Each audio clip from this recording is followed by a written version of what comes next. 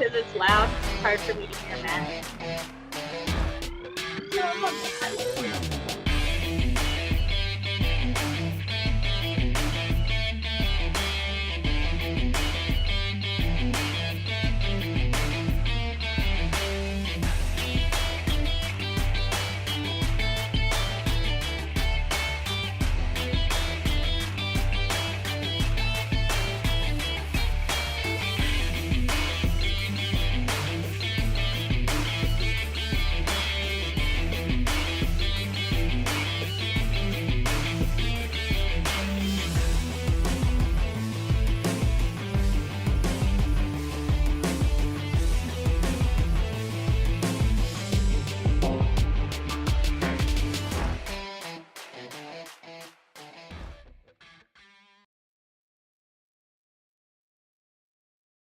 Hello, party people. I forgot to set up the screen where we share the timer for the sprints, so I'll have to do that later. So, how is everybody doing? Just to give everyone...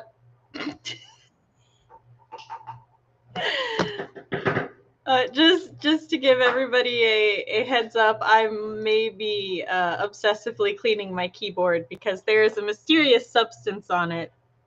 I think cat related, but it doesn't smell terrible, so I don't know. But I'm cleaning it.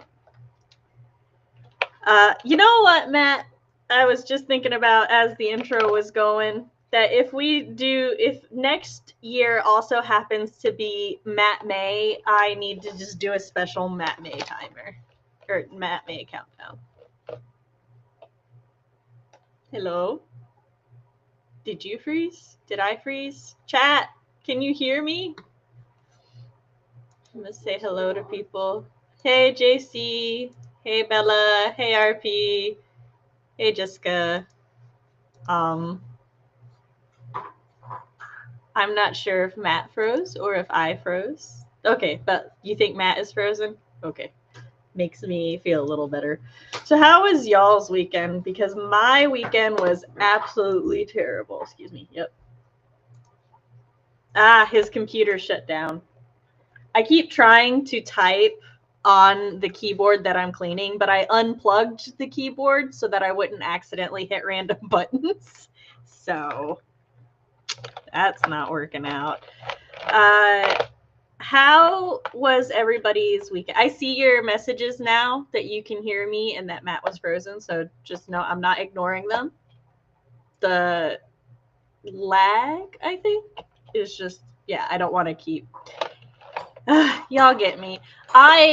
Today's the first day that I have felt good enough to actually get out of bed. Like, my migraines this weekend were so gnarly that I couldn't even listen to an audiobook. It was bad. But yesterday I was able to listen to an audiobook. So I continued.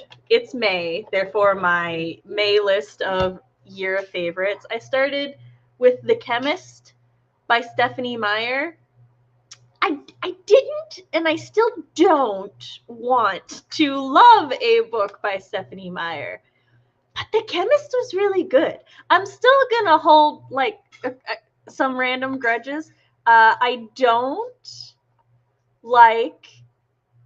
Okay, so in The Chemist, she actually did a really good job utilizing dogs and a pack. I don't know how I feel about that, considering the issues with her and the werewolves in Twilight. And also, she murdered some of the dogs, like, so I can't forgive her for that. But there's also a relief that she only murdered unnamed dogs. No dogs with names died. So I'm like,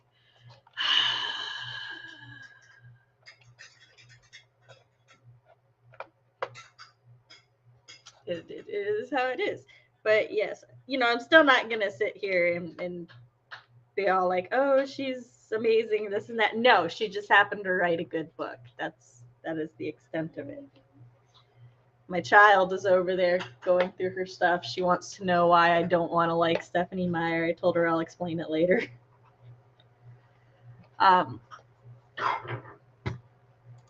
Jessica was trying to salvage her computer after the power went out, and now she's upset. So she's going to be angry writing Krampus today. So is your computer okay? Or did you lose work? What happened? Thank you, JC. As you can see, I'm back. I'm good again. Just, I feel like I lost a day or two that I could have been doing things. Like, I'm sure y'all know how that is. I'm not as behind in my reading as I thought I was, though. So that's good. Weekend was okay, but it's a whole thing. I feel that. We are here to listen to the whole thing if you should choose.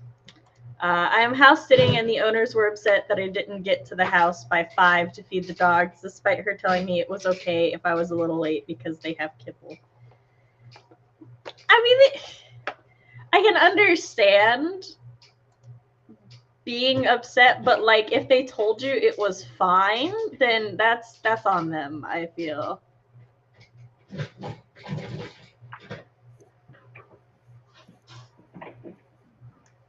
My hubby is at work. Am I here? You're here. We hear you. We do not see you. We hear you. Yeah. Which is the first step. This is CB trying to take you down. She's like, he can't have all of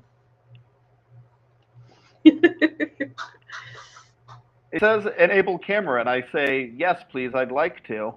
And then it says enable camera. And it's just not enabling. Yeah, and it's just not enabling. That's just rude of it. It should 100% enable you.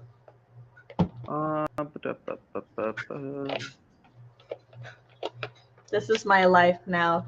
Just taking this. This is a brush for dust for the keyboard. And I'm like attaching. I'm like putting this over. I'm like, I will use it to clean. A brush for dust sounds like a mystery novel title for an author that's out of ideas. A dust brush. To brush the dust of death. Brush off death's dust, though.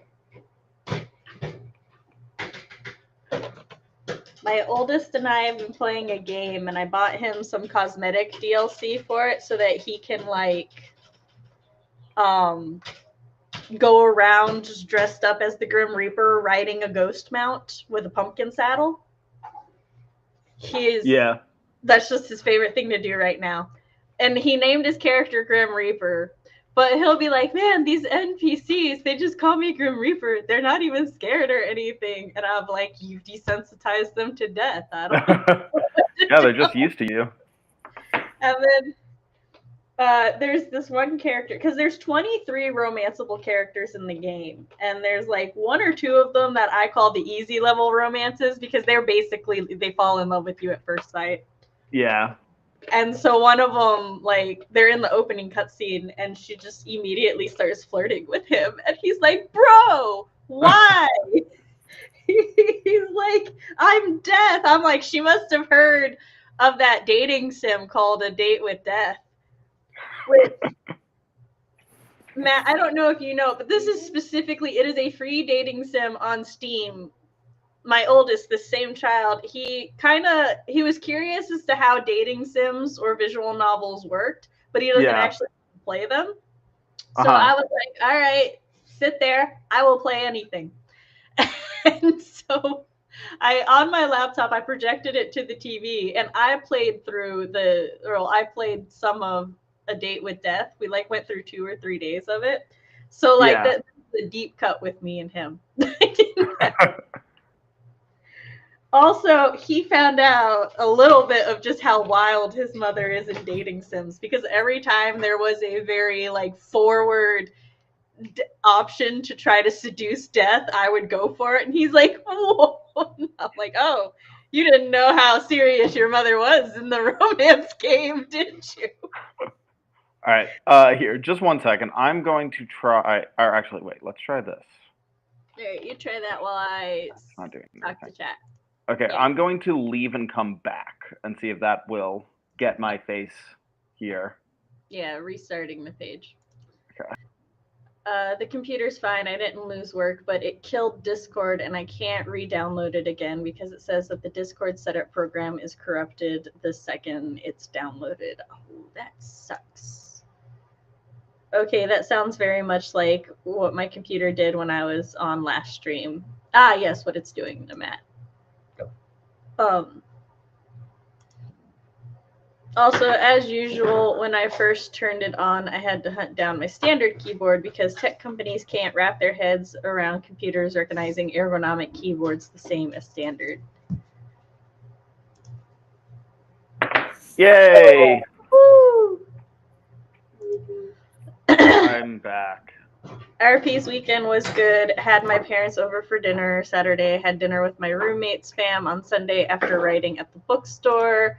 Robbie Damon has a dating game that should be coming out soon. Date Everything. I think it's supposed to come out over the summer sometime. I have to play that because, okay, so my history as a fan of Robbie Damon is kind of funny. He is the new voice of Tuxedo Mask from Sailor Moon, right? The new Sailor Moons, the new dubs and everything. My sister and I are convinced that he and a couple of the cast from Sailor Moon, because we went to that, like, theaters were doing a special viewing of the first Sailor Moon movie, and my sister and I went to it, and it had like an exclusive interview at the front, and they kept pronouncing the antagonist's name as Fiole. And me and my sister are like, is that how they're going to pronounce it in the new dub? Because his name is Fiore. Oh. Like, I was going to say, I don't know enough to know that that's wrong. And then we watched the actual movie, and they call him Fiore. And so we're like, is this a giant inside joke between all of them? Like, what's going on? So that was like the first time I knew of Robbie Damon. And then he was on Critical Role, right? As a guest character. And I really enjoyed him on Critical Role. And then Critical Role released the novel about the twins, Kith and Kin, and he narrates it. Like, Laura and Liam do the voices of Vex and Vax, but he does the narration. And I'm like, cool. oh, it's such this cozy feeling of like my grandfather reading me a story. I fucking love this. Yeah. And then I started hearing him in roles everywhere, and I'm like, I need this man to just narrate everything to me. Yeah. So the idea of a dating sim with Robbie Damon in it, I'm like, yes, I have to play it now. I have to hear him in a new situation now. Yeah. This is gonna be fun. So, yeah, there be a Matt. Hello, CB can only keep me down for so long. Yes. And then I rise even stronger. She is the last Monday of this month, though, because that's the only Monday you couldn't do. Yep. Well, you know, everyone needs an understudy, and mine is CB.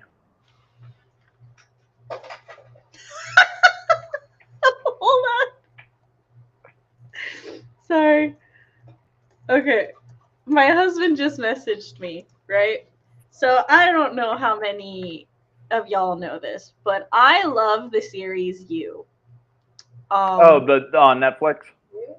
I watched the first season and I was like, oh, this is so good. And then it kind of lost me a little bit in the third season, but then it got me back. So the finale was coming out. I had seen like seasons 1 through 4, and then I had Chris watch it because he was like a little interested in it, and I was like, yes, you gotta watch it. It's just the way it's done is so good. Because like when I first watched it, I was a little hesitant because I'm like, I don't know about humanizing a serial killer. But no, they do it so well. He's not humanized. It's great. Yeah, he's just an absolute son of a bitch. Like, he's not the only monster. But and the finale came out, right? And so Chris and I watched it, and let me tell you, things were happening, and I called them immediately. And Chris is, one of those moments again where he's like, why do you even bother watching things? And I'm like, because I like to see if I'm right. But also, I think this is the first time we've watched something where I've thrown out a thing that I think is happening, and he, instead of telling me there's no way that I could be right and there's no way that I could just know that, he just leaned into it, and then he'd be like, "Oh wait," and I'm like, "Yeah!" So like he picked up the clues that I was also, so that was fun. I don't feel bad for Joe. I wanted season 5 to be the Sherlock Moriarty takedown with Nadia as his Sherlock. That is not what season 5 is. I'm sorry, guys, but season 5 is still really good, and I still really loved how it happened. So how everything happens. But Chris just messaged me and he's like, "Why we watch the You finale and then you have someone guesting that looks like Joe?" I'm like, "That's Matt," but I see what you mean. Yeah, I remember when like that first season was coming out, I got that a good amount. What's his name? Penn Badgley? Yes. Yeah, Pencil I Bagel. can't wait to catch up. I will. JC, how anti or pro spoiler are you? Because there's a couple things that are not plot spoilery, but I still wouldn't want somebody to say. Oh, don't let you hear that. This will be fighting words. Look, right? If I was scared of fighting CB, I wouldn't be here. I've been fighting CB for, frankly, millennia. Yeah. Like our souls fought long before our current lives. So yeah, I've said worse and will continue to say worse.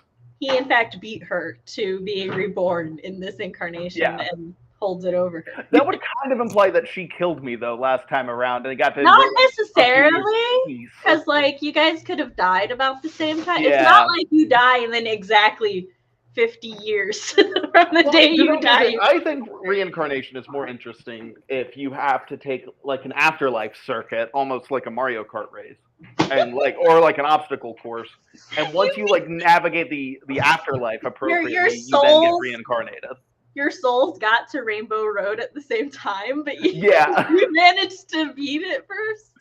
Yeah, like I let CB get a lead, but it was really just so I could get better items, and then I got a bullet bill, knocked her off, and it was over. I'm working on the language for Athena, i.e. creating actual words and not just the alphabet pronunciation, world building rules, i.e. the part I don't excel in, so I will be sharing what I come up with. Nice, but Bella, I look forward to seeing the words that you come up with, and I would love to hear them. In season 1, I did, but I stopped at the end of season 2, so I have season 3 until the current one to catch up on. He's such a good actor. I loved him in Gossip Girl. Yo, I had binged all of Gossip Girl like right before you came out, so it was a turn. He's such a good actor. Oh yeah, I love spoilers. Spoilers just make me want to watch something even more. Okay. I'm still not going to go too heavy spoiler because like the finale just came out, and I think anybody that immediately spoils the finale is a dick, and I'm not here to be hippodical today. But so we already know every season he gets a new romance, right? That's just sort of the thing. The way that he's portrayed in the romance this time is so fucking, I loved it so much. There's like a part, and I love like Chris picked up on it and pointed it out too.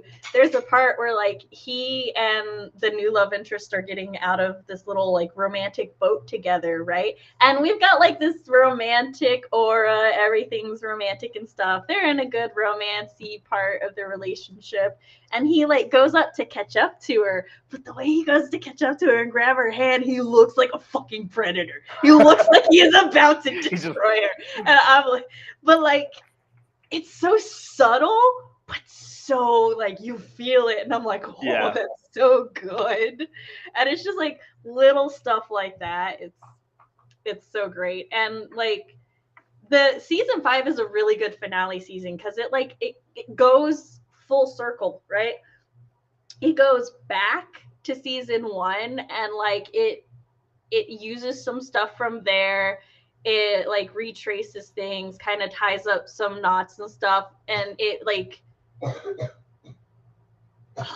it's so good. I'm trying to think of how to phrase it without just giving the whole thing away, but I was extremely satisfied with the like actual ending line of the series is so good. Definitely made up for season 3 because so in season 3, Joe basically meets his match in a other somebody as obsessive in romance as him. Yeah. And he don't like it. But I liked it and I didn't like it because I was like, can't we just have a show about a piece of shit guy that lets him be a piece of shit and acknowledges he's a piece of shit without justifying his piece of shittiness? But then like season 4 happens and I'm like, never mind, you're forgiven because of the way that ends. But it's, yeah, I highly recommend the series. And Ben Badgley? I think it's Penn Badgley? Because I remember thinking his name's a little stupid. Joe, whose actor's name was there to foil my dyslexia. He did such a good job portraying Joe and portraying that charismatic killer, like. And they use modern technology too. Like they like TikTok and Instagram and all of that like comes into play in this season in a big way. And it's just it's chef's kiss. Penn Badgley, not badge. He's a bag. No, he's a badge. He is a badge. Yeah. Okay. Poor man. If it was literally just pen bag, it'd be like, all right. He's a pen bag. Like, is that just what British people call pencil pouches? Pen bags. But yes, I will also watch part. Oh, by the way, guys, we're doing a Let's Talk on the movie Onward this month. Yes, we are. Yes, we are. We are once again making Matt feel feels with kids' movies. Not if I can help it. This is a movie about brothers. Yeah. You're gonna feel. I picked this movie for you. Yeah. No. This movie made me feel. That's not okay. Well, okay, yeah, the last time we did this, we did Encanto, and I had an existential crisis about it, so... I forgot you did. So, yeah, this will be great. It has a happy ending. It'll be awesome to look my soul directly in the eye. As we all should, even if we don't think we should. Yeah. I'm taking my keys off so I can clean it. That looks like a very satisfying keyboard, minus It is. Listen to it. Yeah, I gotta get one of those. Also, my fingernails, like when they get long, I don't have to worry about, because with my other keyboard, it's only got like the key is this high. I have to angle my fingers, and I don't like it. This keyboard has to stay in here though, which is how I trick myself to actually come to here now. Mm-hmm. It's like so I can use the good keyboard. So I'm gonna go ahead and put us up on a sprint though, because we need to sprint soon. And I'm so sad because I keep trying to type with this keyboard. Yeah, and that's. And during the first sprint, everyone's homework is to go watch you. That's not true. Watch the entire show. Just during this first sprint, watch season 1. Yeah, so the first sprint's gonna be like 18 hours. You just go watch the entire series, start to finish, and then meet back here. I believe in you. We can do it. By the way, Matt, what will you be working on? Because we already asked chat. I will be listening to A Winter's Promise, which is my second book for May. Mm. Well, I was going to be editing, but I'm a little nervous about opening that document with my computer in its current state. Oh, that's fair. I think it might blow it up. So I'm going to let my computer charge for a little bit during this sprint. And I got a new food processor over the weekend. So I'm going to clean and assemble that for the sprint, I think. Judging by the And make kettle some tea. and the cup that my child just brought into the room, I think I will be making her tea first. Oh. This appears to be. I think I'm also going to open with making some tea. She hasn't said anything, but she's looming in the corner. I mean, the hint is there, I think. I think the implication is very strong. Here, do you want to borrow my thing? Oh, I have this for tea bags. This is a sinus soother. Oh, that's fun, yeah. Chris saw it in a store and he bought it for me. Here, That's a good idea. I need something like that because I always just have to very carefully, like, and throw it into a trash can. Yeah, the sinus soother should help your sinuses. You can also add some tea. What do you mean, can you add some tea? And our cat needs some tea. Yeah, you okay? Sorry. Give me 1 second to put my timer on, and then I will help you make the tea. All right, guys. I'll be right back. 3, 2, 1, go.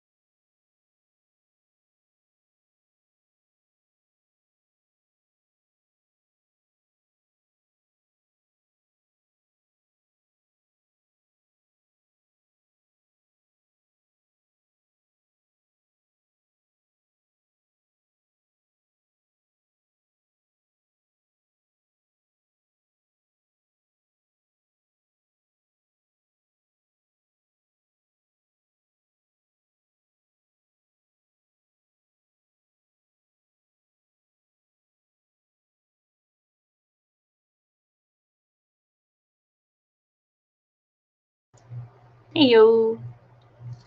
So so the way that I do the reading goal is that like I tally up all of the hours and all of the pages and then divide them by the how many days in the month I have left. This does if I like have books that don't also have audiobooks, sometimes this makes it a little imbalanced. So this means that like my audiobook goal for the day I have finished because I only needed 4 hours. But when I math the pages, if I listen to an extra like hour and 20, that catches up to the pages. So I finished the audiobook. I still need like a half hour and I will have finished the pages for today.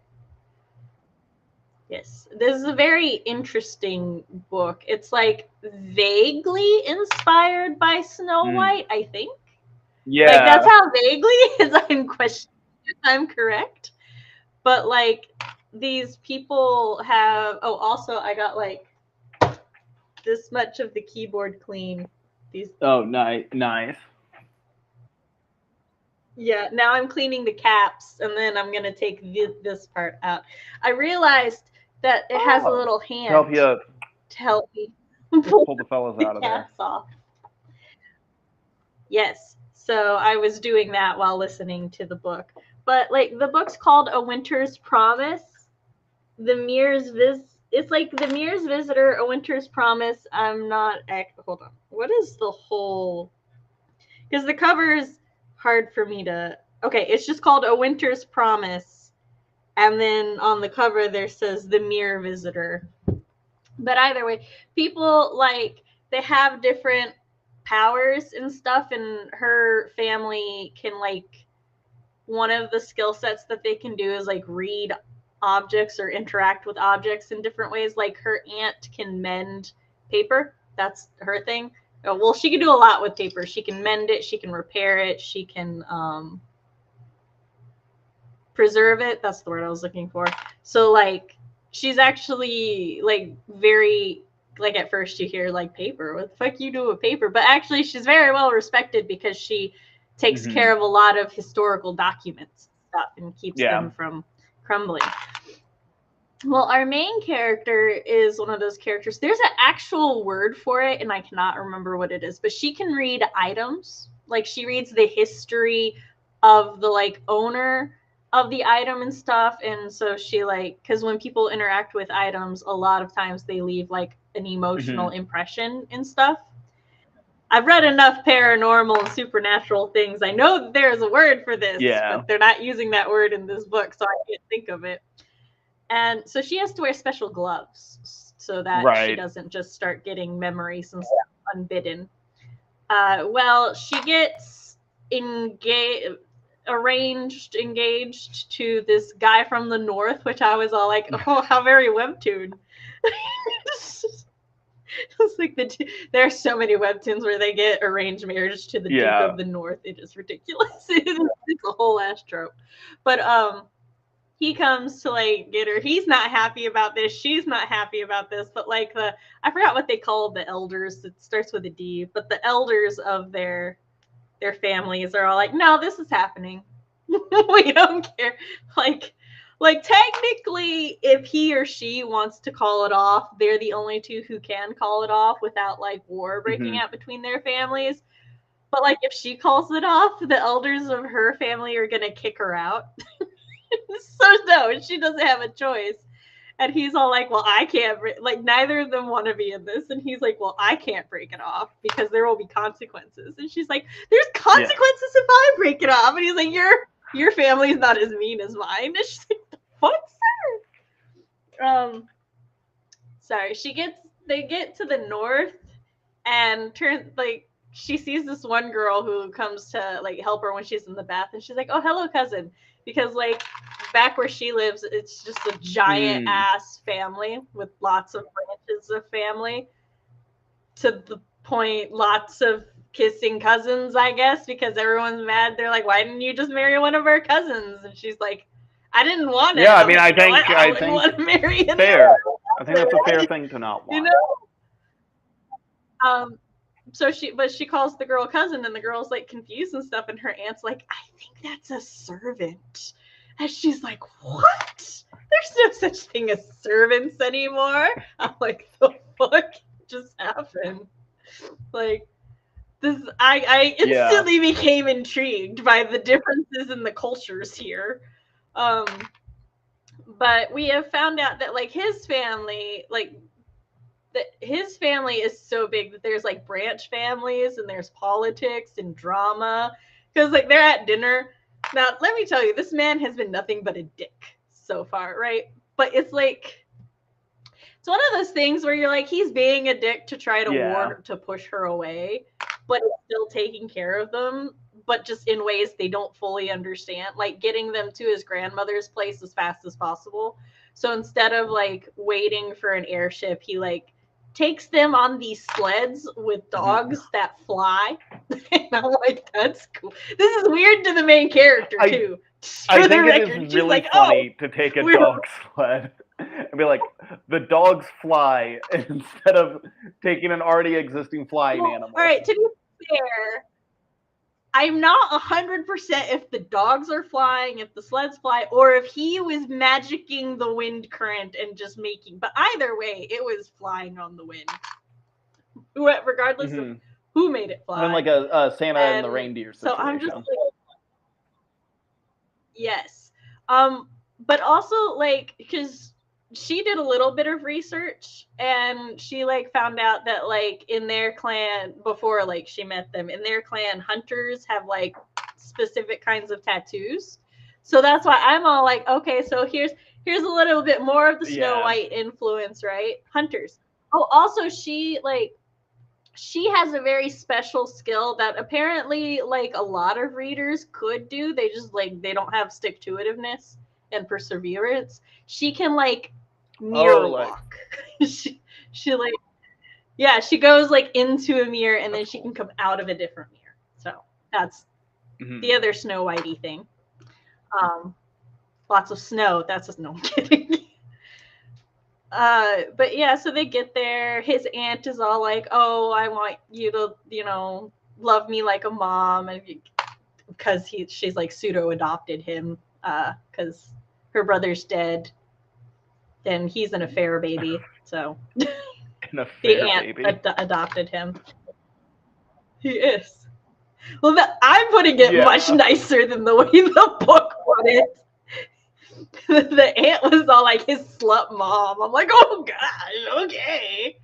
Damn. She was like from a different clan. We are not liking her apparently. And then she's like, and then my poor brother died before he like claimed my nephew as his heir. So I had to adopt him, and I did good for him. And I'm like, she's not blaming the baby. But she got a lot of resentment. At least she's not blaming the baby. Low bars, but we're still clear on.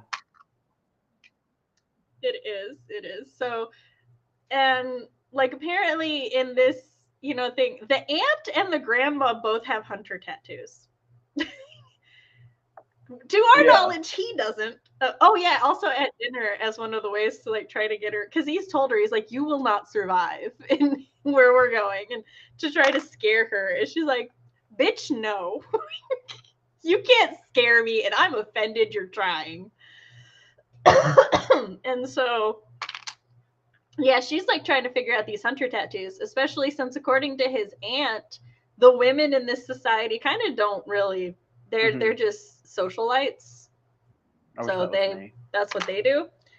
And she's like, I ran a historic museum. I don't want to just sit here and do nothing. Like,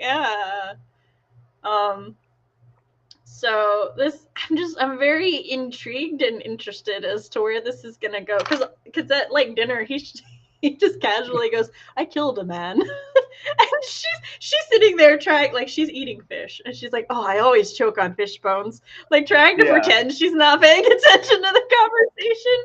But her aunt is all like, oh, what the because her aunt came with her, because that's her godmother, so she's her escort. And she's all like, what do you mean killed a man? And like his aunt and grandma are like, when? Why? or no, like when and where. And the MC goes, I would have asked who and why. And he apparently it was like somebody who tried to kill him before he like left for the thing. And they were like, ah, yes, good. And the aunt's like, excuse me, nobody said that my niece was marrying a murderer. And that's when his aunt breaks it to them. This is just normal for them.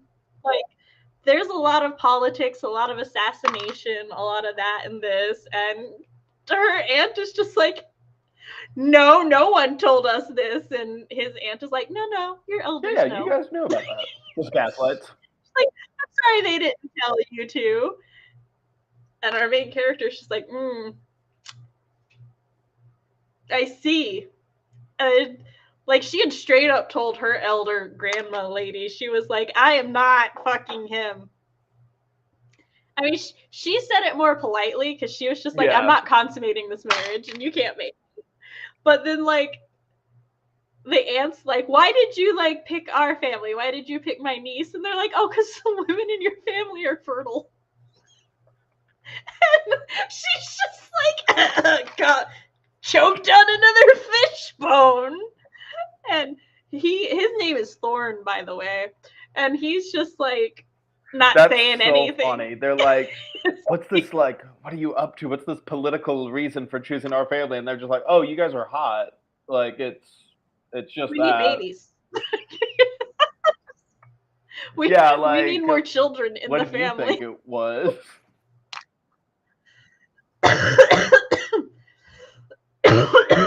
Excuse me. She, like, confronts Thorn a little bit, and he's like, my aunt is your greatest ally. Don't leave here. Like, he's basically like, this is how you stay safe and how you stay alive. I have to go back to my job now. I work in the finance office. Apparently, he runs the funniest place he can work. He works in finance. He goes, I have to sell crypto tomorrow. I've been gone too long. I need to go.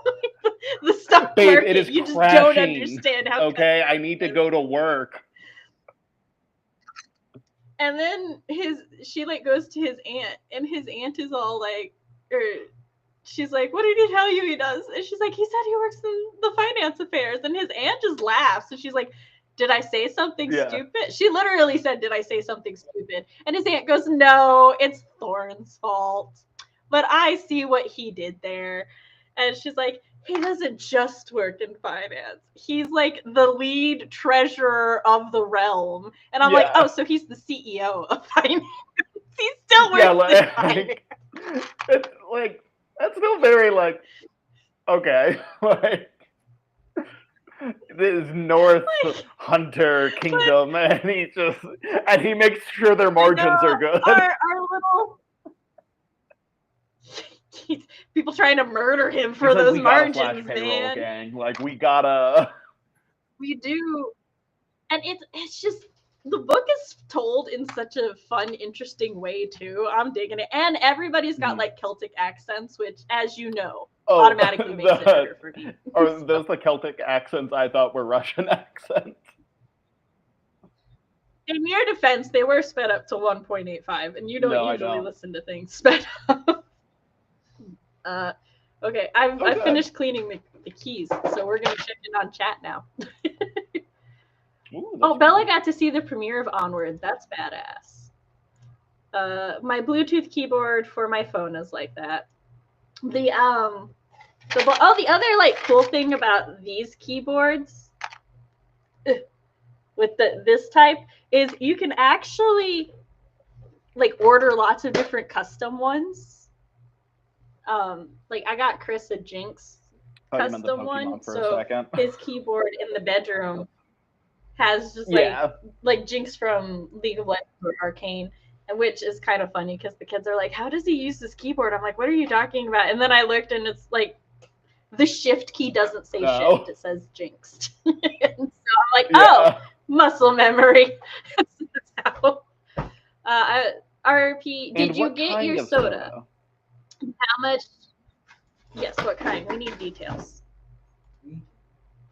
Oh, child, did you need something? You've been over there for a bit. All right, my camera's off. Bring it here.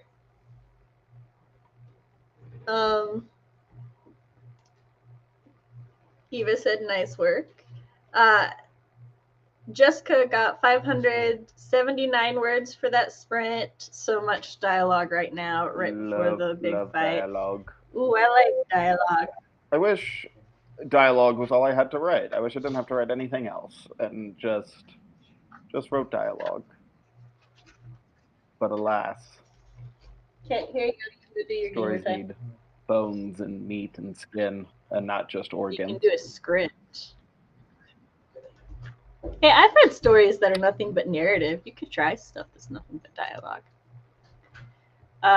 RP accomplished a soda. Not getting a soda. He accomplished the soda. Did you? He accomplished it. A snack and 2 for 10 words. Traveling through music. Cool. Yeah, I can't wait for this to be like important, especially since like the first morning she woke up in the new place is she's all like, I need to go familiarize myself with all the mirrors. And she explained it a little bit. It's because like the way this is connected to the like object reading, which let me tell you, I am such a simple bitch. I didn't. Yeah, I would have been just fully. I was just like, okay. I'm like this works, but no, they have an explanation of it within the like power set. It's because when you go in front of a mirror, the mirror remembers your image. So does it have to be a mirror that she has seen before? Okay, cool. Yes, the mirror has. Actually, I don't know if she has to see it or if the mirror has to have seen it. Either way, I assume both. So yeah, it does. It has to be a mirror that she has been reflected in before, and like it doesn't work with windows. It doesn't work with like certain things. She like made a list, but I was just sitting there going. So yeah, because that was going to be my next question. Was like, would it work if like you had like some still water and could see a reflection?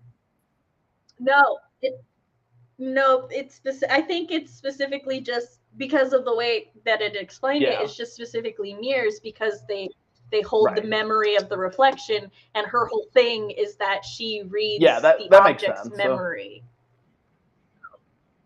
I was like, I love I didn't need this, like, but not I only love is that it. just a cool power, I also like that it like fits in with the existing power, and also by fitting with the existing power has clear limitations, like already answered. Like, can't she go through water? No. Like, I dig it. Yep. This is one of those things where I feel like I don't know this for sure. This is just I speculate that maybe this was the I think you're absolutely correct. How can that we started here? Are you like, it can't just be mirrors? RP got a Mountain Dew. Right? That's what, but okay, so from what I've described so far, do you kind of see or feel how I'm like, it's vaguely Snow White inspired, but like also not at all? Snow White was being played in the other room. And like, she wasn't even watching Snow White, but like was maybe hearing some stuff and was like, yeah. She heard some discourse about Snow White and was like, Snow White, huntsman. Because there's 4 books. It's called the Mirror Visitor Quartet. I'm looking at, the first one is A Winter's Promise. Then it's The Missing of Claire de Lune. Claire de Lune? Don't know what or who Claire de Lune is. The Memory of Babel. Like the tower. And then The Storm of Echoes. So I was like, is this going to be different princess-inspired things? No, but now I'm even more curious. Yeah. I feel like maybe the author was like, yeah, Snow White's cool, but the magic mirror, what's up with that? No, yeah, like, which to be fair, has kind of also consistently been my opinion of Snow White, of like, that's the cool thing going on, is that mirror. I have seen 2 or 3 vaguely fairy tale inspired things that do really cool stuff with the magic mirror. One of them is actually a kids book series called The Land of Stories. And It's by Chris Colfer. My kids really enjoy that book series, and in that one, the magic mirror is the evil queen's, or well, was the evil queen's lover, who was a stable boy. But like her dad wanted to marry her off to the Snow White's dad, and she was gonna run away with the stable boy, so her dad cursed him, or well, got him cursed into a mirror. And so like her whole thing is she's trying to figure out a way to break him out. And that's why, like, that's part of it. Bella said, okay, for context of the language, the race is bird humanoid. So the idea, if the language uses letters that are similar to chirping bird sounds and airy sounding. Hopefully it makes sense. Yes. Traveling through mirrors makes me think of D&D, where subclasses can travel from shadow to shadow. Yeah. You know, I too think of that, and let me tell you, as a Zelda fan who was obsessed with the Sheikah, I have lots of like races that have powers of shadow travel or shadow walking. It's a thing I am obsessed with. So I didn't make that connection to the mirror walking, but that could also be why that's like the opposite, because mirrors reflect light, so you're like light walking. Yeah. I might make a version of mirror travel for my book now, because that just sounds super interesting. I never made a pronunciation guide, so keep that in mind. So some of the words are. Is the TS like or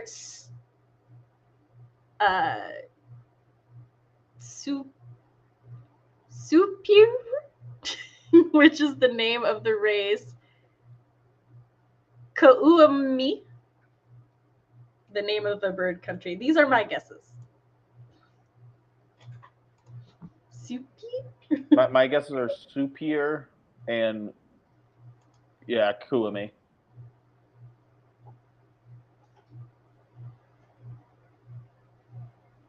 Are we correct? I don't know. I was negotiating a haircut with my husband, so. Well, okay. For more context, I was trying to see if me and the kids can schedule to have our haircut before the family vacation, or if we needed to spread it out, because like our hairstylist is pretty cheap. She used to be 20. Now she's 25, which is really good for a haircut, especially like years. The services and everything they provide. But there's 4 of us. Yeah, no, that.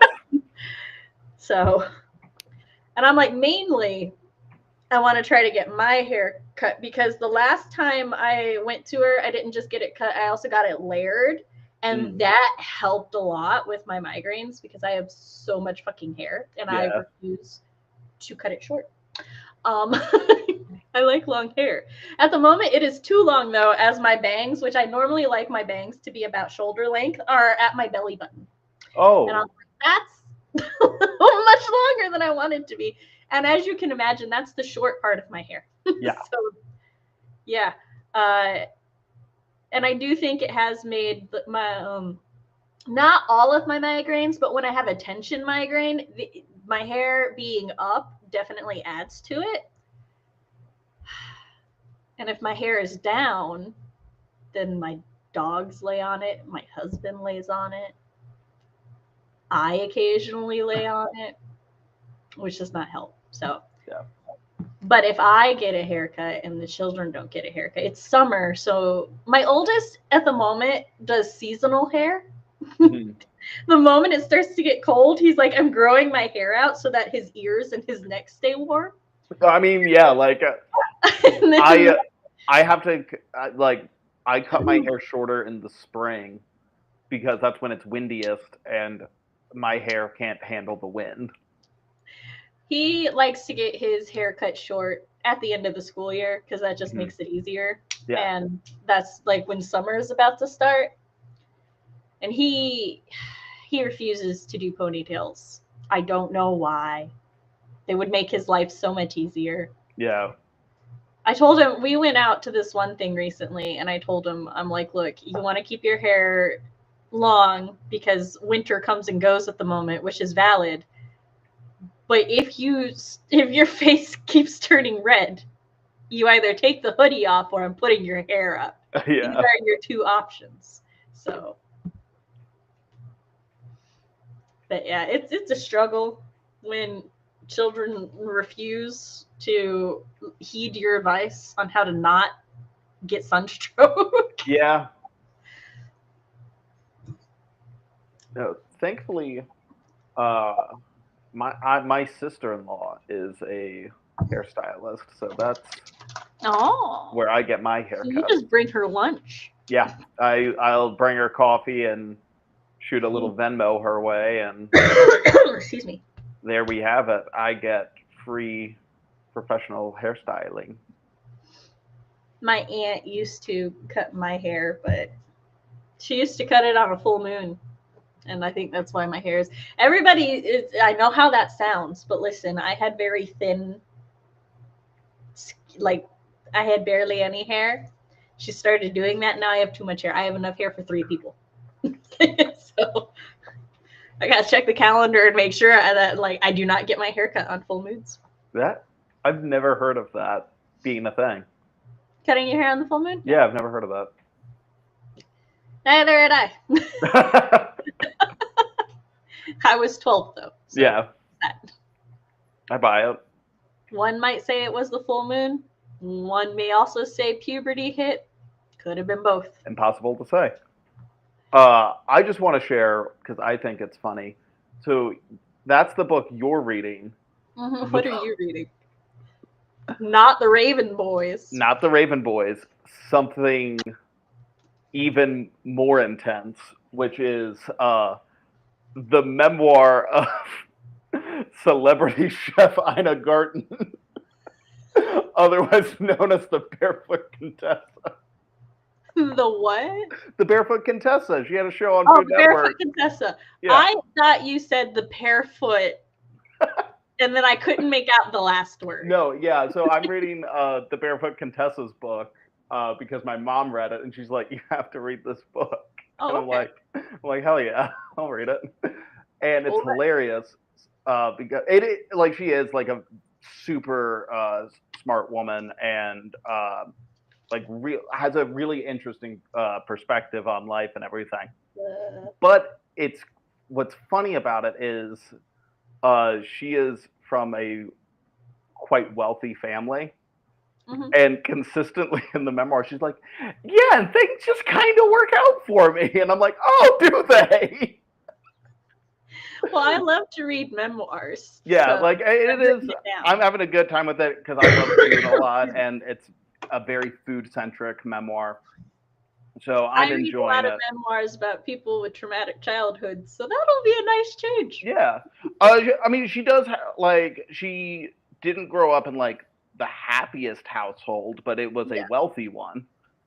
And like she talks about she's like when her and her husband they were like in their like early to mid 20s, they were like living together, and her husband was a student, and so they were just living off of her salary, and she's like, we had to live off of a salary of only $15,000. I looked it up. That was in 1973. So adjusted for inflation, it's like $115,000. And I'm just like, how did you do it? Oh no! Just 2 people on a 6-figure salary. A lot of marshmallow casseroles, Matt. Hmm? It was the 70s. Yeah. Jello casseroles. Yeah, and she's just like, yeah, we cut corners. I'm like, you had $100,000. Why? What was the corner? Gold? They made round Jello marshmallows. Yeah, I'm like, get the hell out of here. So yeah, like she is, I think, fairly out of touch woman, but I do think she's super smart and charming. Yeah. I will also say, depending on where she lived, That's also because I will say also she was in DC at the time, so like I know. Oh yeah, cost of that's living there is real like, expensive. Yeah. So. RP said, I already have a character that can manipulate and bend light to essentially make himself invisible. So traveling through the reflection of light in a mirror isn't a far jump. See, we love it. Love it. Okay, so it's saying both letter sounds. I haven't had my hair cut in RP hasn't had his hair cut in almost 6 years. Definitely needs a trimming. I like a trimming and a layering, and then my hair comes back to life. Because right now my hair is just sort of like so flat. The only reason it looks like big at all is because there's just so much of it. But then like after I get it layered, it's all like, we're alive again. We have volume. Yeah, you can send words to us and then hear how we would read it. Yeah. So, and that's perfectly fine. Also note that no matter how accurate your pronunciation guide in a book is going to be, not everyone's going to pronounce it. I have a funny example of that, which is, and I still think, even though I am objectively wrong, I think I'm spiritually correct. Okay, what is it? Which is in the Aragon series, Mhm. his little rival guy name starts. Yeah, I think that should be Murtaugh, and I think that sounds better, and I think the GH having that soft song. Murtaugh does sound better. I have recently listened to the 3 audiobooks, and when I go to the gym, book 4 is my current listen, and the narrators do say Murtagh, but I agree that Murtaugh sounds better. Better. I always said Murtaugh, and my friends that were reading the book were always just like, it's Murtagh, and I'm like, do you think I care about that? It's Murtaugh, because that. You know what? I'll wear that. I think that's accurate. And also, I think I'm like, Murtagh, that sounds dumb. For some reason, in the audiobook, the only person with a Scottish accent. Murtaugh? Tag? Murtagh. Yeah. Why?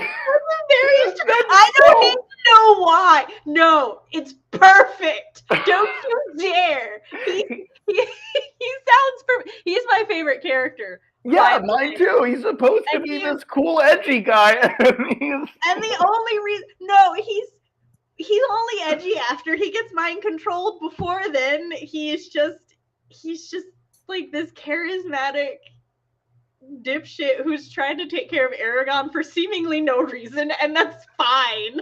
I'm okay with that.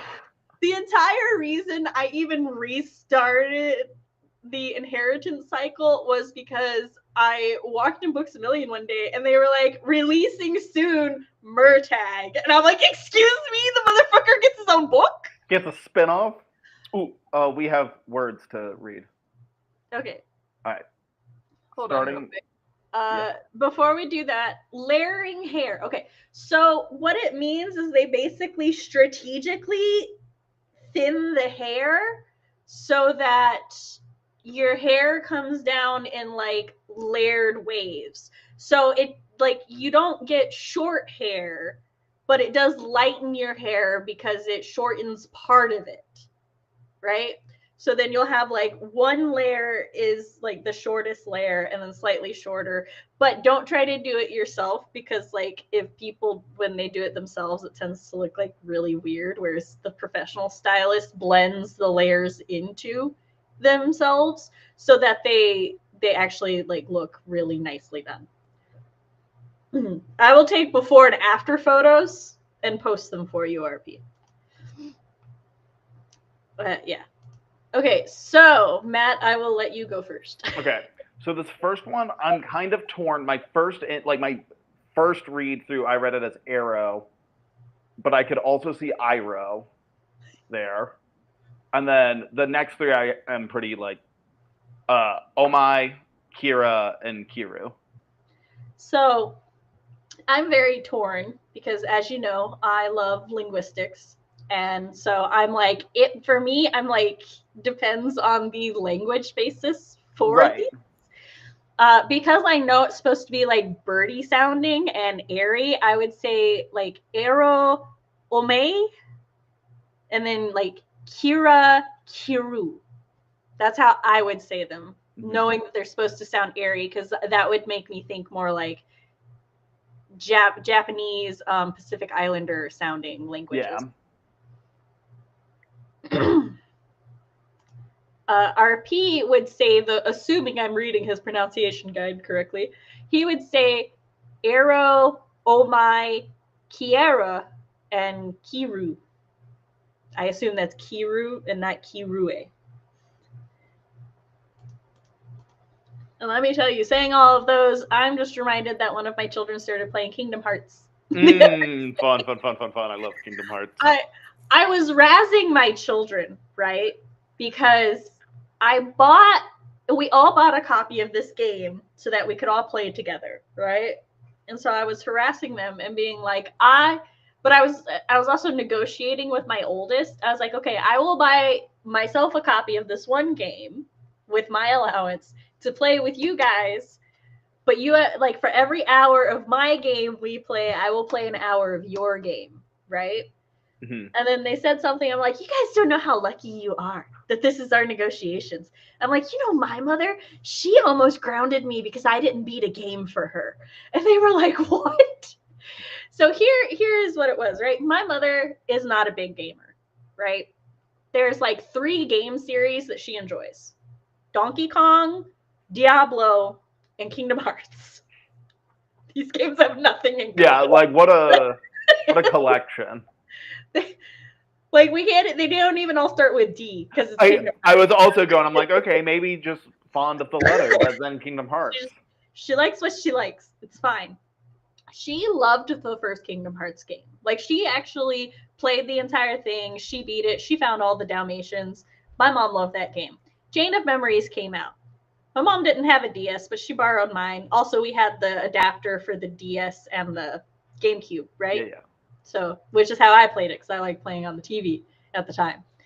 And so she tried to like play Chain of Memories, but the battle system with the cards was not her jam. She didn't like it. That was fine. I was playing it in the living room, so she still saw the cutscenes and stuff. It was the Friday before spring break. Coincidentally, Kingdom Hearts 2 was going to release that Sunday. So my bestie and I, whom I practically lived at her house during vacations, we were like, okay, so I'll go to her house for spring break. She pre-ordered Kingdom Hearts 2. I didn't actually play Kingdom Hearts 1, but I saw my mother and my best friend play the whole thing. I liked Chain of Memories, that battle system, and I was Yu-Gi-Oh! The heart of the cards was with me. I thought it was a fun battle system.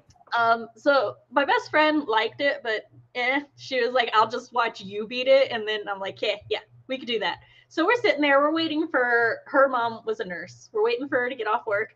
My mother comes in the living room and she's like, Samantha, you can't go to your friend's house until you beat Chain of Memories so that I can see the ending. Because my mother had found out from my father that if you didn't beat Chain of Memories, you would be missing plot for Kingdom Hearts 2, which is underhanded and shady, but I digress. So my mother didn't want to miss anything for Kingdom Hearts 2, and she really didn't want to play it. So she told me I couldn't leave. And I was like, what? Like, no, you're beating this right now. My best friend's mom comes in. I'm in the final boss fight. And I'm like, no, we can't leave yet. My mom. A minute. And my best friend's mom, she goes, are you serious? I'm like, we are dead serious. And I beat it. And my mother saw the ending cutscene. And I was like, can I leave now? And she's like, yeah. But then, like, it's revealed that, like, it's, like, Chain of Memories, Dark Chapter or whatever. And it's Chain of Memories from Riku's point of view. And I just looked at my mother in terror. She looks at my father. She's like, do I need to know that? And he's like, no. And she's like, you can go. And I'm like, oh, thank goodness. So I was about to be like, I'll see you tomorrow. Yeah, I'm so sorry. So I told them, I'm like, at least I don't do that kind of stuff to you. To which my middle child comes back with, can we play Kingdom Hearts? And I was like, yeah, I own the full final collection thingy on. So he started playing it. I do like that, in my experience, even people that like Kingdom Hearts, such as myself, when talking about Kingdom Hearts, there is a little bit of a, Kingdom Hearts aspect to it. look, it started with Chain of Memories, but then there's like, oh my god, there's like 4, what is it, 3 or 4 other games between 2 and 3. Yeah, it's ridiculous.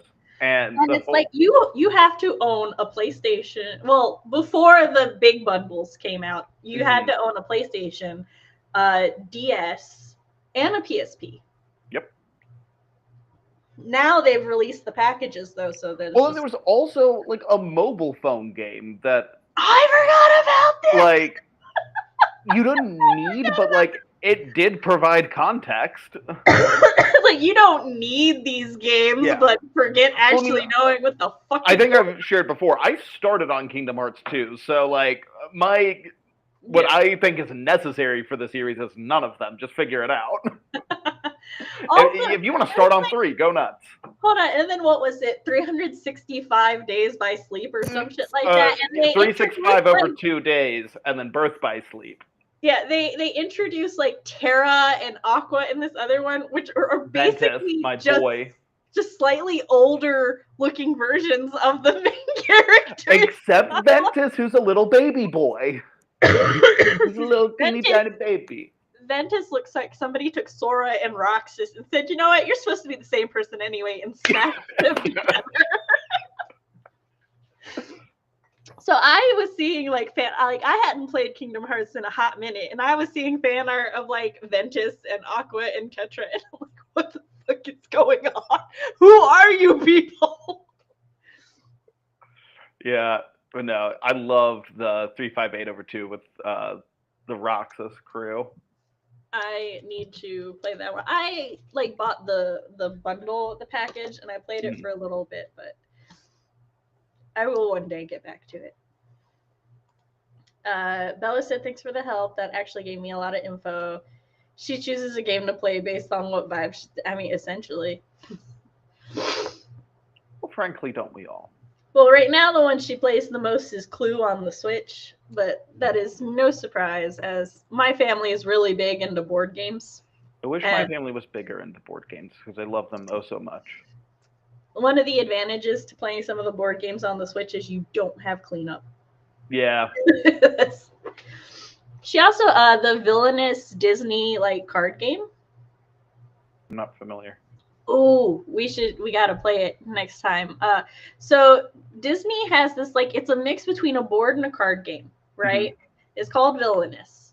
So the base game comes with 4 or 6 characters, depending on which base game you get, because there's 2 of them now. And each character has their own deck and their own little mini board, right? And so you're basically playing your own game by yourself to try to like complete the villain's objective, but the others can like fate you to try to fuck you over so that they can complete. So like when you're Cruella, you're trying to skin puppies, so you have to like collect puppy tokens. And when you're Prince John, you're trying to like collect 20 gold coins, which I'm really good as Prince John, unless my sister's playing. Who is Prince John? Bitch. Prince John is from Robin Hood. Oh. Yeah. The Disney Robin Hood where he's the lion. Yeah. If my fucking sister is playing, she will be like, how much money or how much gold does Sam have? And I'm like, none of your damn business, bitch. She's like, I can't leave you alone with Prince John. And I'm like, I hate that she knows this. Wait, hold on. He's a prince and he works in finances? Well, technically, he just taxes the poor. Hey, maybe that's what this guy does as CEO of. No, I want to like Thorn. Don't compare him to Prince John. My mom likes to play some of the characters who are complicated, not because she likes complicated characters, just because her favorite characters happen to be more complicated than some of the others. Yeah. Like, when she plays Madame Mim from The Sword and the Stone, Madame Mim is my mother's absolute favorite villain in existence. Well, in the movie The Sword and the Stone, Madame Mim and Merlin have a wizarding duel, right? Mhm. Where they each keep taking on the a different animal form to try to beat the other ones. So basically, you pull. There's a deck of Merlins, Yeah. and the Merlin animal card goes down, and then your deck of Mim, you have to like find the forms to beat that specific form of Merlin. Mm. So that you eventually just have a pile of defeated Merlins. Yeah. And like some of the fate things is that somebody can take a Merlin you've already defeated and put it back in the deck, and it's like, you motherfucker. The children and my sister love fating each other. I'm content to sit in a corner and be forgotten until I succeed. Yeah. But my sister can bring out my more cutthroat side of things. So, as in all games. My family lost favor on board games when my baby sister became a sore loser, but she gets that from our aunt. No, we just have a rule. If you can't lose gracefully, you don't get to play. Everybody else can play, but not you. So you have to adjust your attitude. No, I don't want to say issue with board games, but it's why I can never pull off like in a game where like people can like sabotage each other. I can never pull off the like, oh, I'm gonna just kind of fade into the background because I can't not be the biggest shit talker at the table, and therefore I am always a target. See, but here's the thing. That's why if I played board games with you, I would have CV there, because then you two could distract each other. Right. And then I could collect my money as Prince John until my sister notices. Yeah, I like, won so many games of villain as Prince John just because my mother and my grandmother and my children forget I'm there. But yeah, like I can't pull that off. I always have. I could be in last place. It doesn't matter. I have to talk shit. That's the thing. I love talking shit. I'm a great shit talker. Which is why anytime somebody starts talking shit to me, I react. I can go stealth if I want to. Yeah. See, there's the difference. I can't go stealth. All right. Well, we should go sprint. Yes, stealthily. 2, 1. What you mean stealthily? I gotta mute you and CB half the time.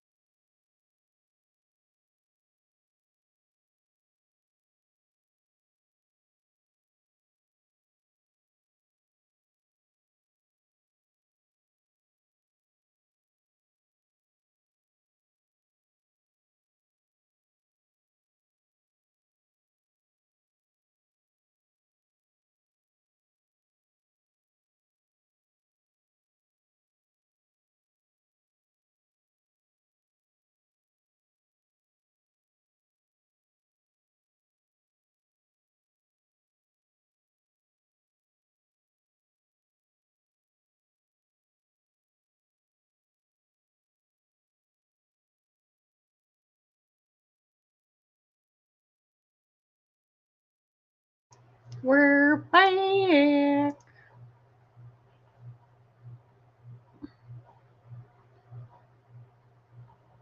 I was very concerned that I did not know how to properly put my spacebar back on because, like, I clicked it on, but then it wasn't like bouncing back up. So I was like, "Oh no, what did I do?" I was like, "How do I do this?" Please.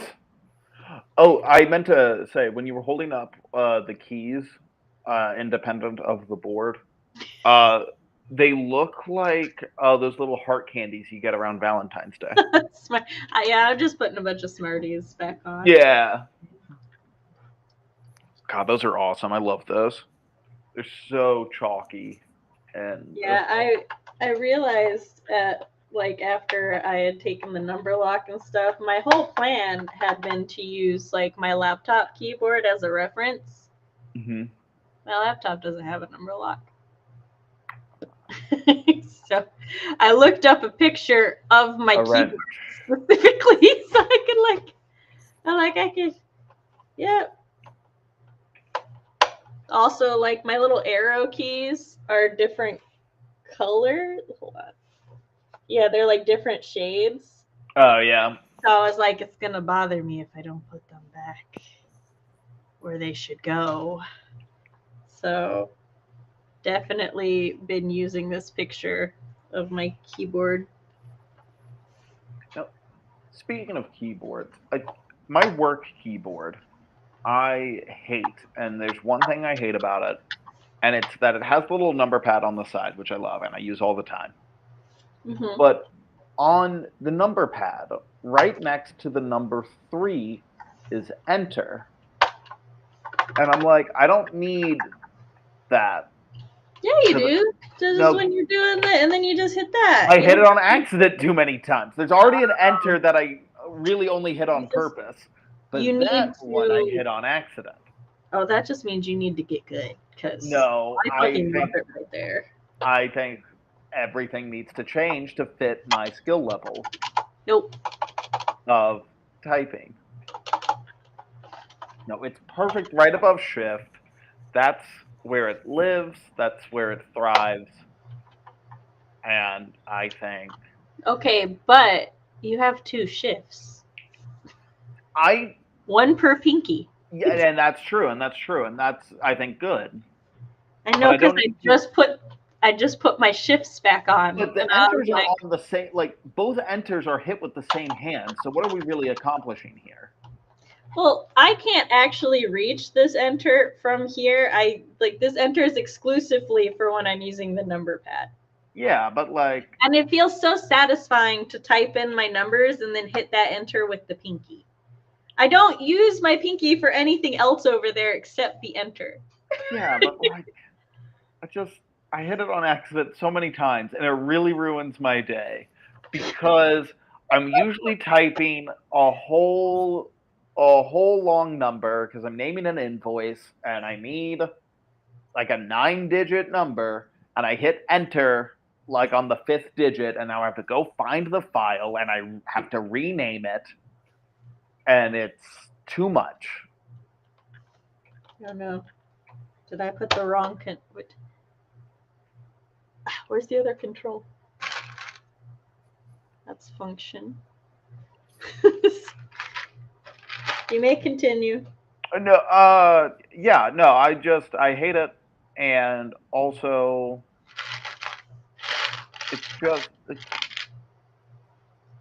I love the number pad. I'm digging out all of the not letters to try to put them on first. Where's my other control? Where did you go? That's the window button. What I hate about my Apple keyboard on this garbage laptop that I'm using now is that Apple likes to use their stupid command key, which, whatever, but they also have a control key, and in most circumstances, I feel like the command key does what the control key should do, so I'm left hitting the control key like a doofus when I should be hitting the command key. I see. I just really am not a very tech savvy person. You just need a custom keyboard built for you. You know, you can actually go in. Well, okay, I don't know about on Apple, but on Windows, you can actually go in and customize everything like that. Yeah. But then I would complain about my own customizations because I would grow to dislike them. I guess that's fair. Unrelated to keyboards. Then I don't want to hear it. No, I'm kidding. Yeah, this is Let's Talk Keyboards, and we're gonna stick to that pretty. Putting these Sorry, I'll let you get to your unrelated thing real quick. I just want to say putting these keys on is so satisfying. It's just that sounds like a really fun task. Like it's like a puzzle where you don't have to like solve it. All right, now continue with your unrelated comment. My unrelated comment is I made Caesar salad like fully from scratch, like, you know, like the egg yolk, the anchovies, all that nonsense. And because I love Caesar salad so much. And I gotta say, usually I'm a big proponent of homemade salad dressings. Chef Matt says just buy Caesar dressing. It's not, you're not doing anything. And everyone needs to relax about their homemade Caesars because your kitchen smells like anchovy when you're done. And you gotta cut shit up, and and whisking things. Don't just go buy it. Just go buy it. Now the homemade croutons though. Homemade croutons are the best thing on earth, and I will eat an entire baking sheet of hot, fresh croutons. That's fair. So that was rocking. But the Caesar dressing from scratch, just go buy a jar. You're not saving money making it homemade. It's really not better. That's so sad. Just buy the jar. Jessica can you read that for me, Matt? Yeah. Got 100. Nope, that's not that number. 434 words for that sprint. And JD, who's one of the bad guys, is about to have his mental break. Good. Nice. I'm using my cordless ergonomic keyboard, which is severely curved and so comfortable. Even it looks a little like a bridge on my desk. So yeah, I've never understood those curvy keyboards because I'm like, my hands I don't feel like my hands cramp from typing. So like having big hands that can reach everywhere. Is it just that I have large hands and so they're just fine? I think it might be because you're longer. Yeah. Yeah. Like, you have the. Yeah, I've always, because I get like, I'm all about like, you know, you want to have like a ergonomical chair, a desk, and all that good stuff. But I'm like, what are we doing with the keyboard though? But I think that does make sense because I can just like, I don't really have to stretch my hands to reach things. Long man privilege. Yeah, absolutely. Got a few more words. Heech, which is their version. I'd say that's Heech. Heech. Which is in Sune. Although my dyslexia misread that as Toonami because it looked like Tsunami and I saw the tune. So. And you're thinking of anime on Cartoon Network. That's exactly it. So yeah, I'd read that as Sune, and Mayra. Yeah. Consciousness career. What is a human consciousness career? Is that a therapist? Yes, that would be a therapist. Or Jiminy Cricket. Yeah. 344 words the first time I'm writing the main couple in what may be a spicy scene.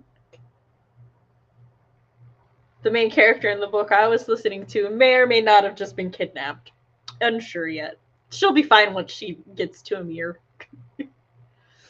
then you don't need an ergonomic keyboard. Yeah, no, I was saying like I didn't understand like what the benefit was of it, and then that makes sense that my hands are large enough that I don't get a benefit from it, whereas someone with smaller hands would Or smaller receive arms. that benefit. Or smaller arms. That's Because a true. lot of it is about where your wrist lays. Yeah. Oh, yeah, that makes sense. Yeah, you know, like how I was talking about, I have to do weird positions on my laptop keyboard that I don't have to do with this. This keyboard's more ergonomic for me. But I too want an ergonomic keyboard so that I can just like relax and set up.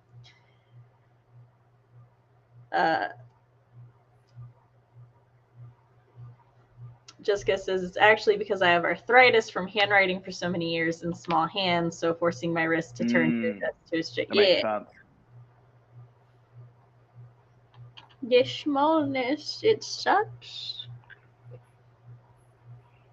I never think of myself as having large hands because you're proportionate to your size. Well, and just by like my family standards, I don't have large hands.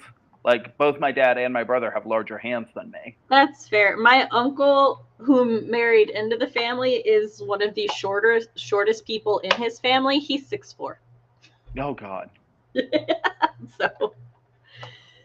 So yeah, I can see that. I'm putting the F's on all the fucks I give. All of them. Cause yeah, like I'm holding my hand up to my planner right now, and it's like, yeah. Okay, maybe I do have a large hand. This is my hand on the keyboard. What does your hand look like on your keyboard? Well, my keyboard is attached to the monitor, so I can't. Well, maybe this will work. No, it doesn't work.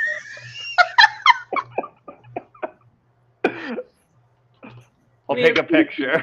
Attempt. Yeah. I was like, how am I going to easily be able to tell the F's? There are 12 of them, and they're divided into groups of 4. I'm like, haha, I can do this. No, I ran out of F's. Haven't we all? Never ran out of fucks to give. Well, like, so I sorted half of the keys, and then I was like, okay, I'll put this half on.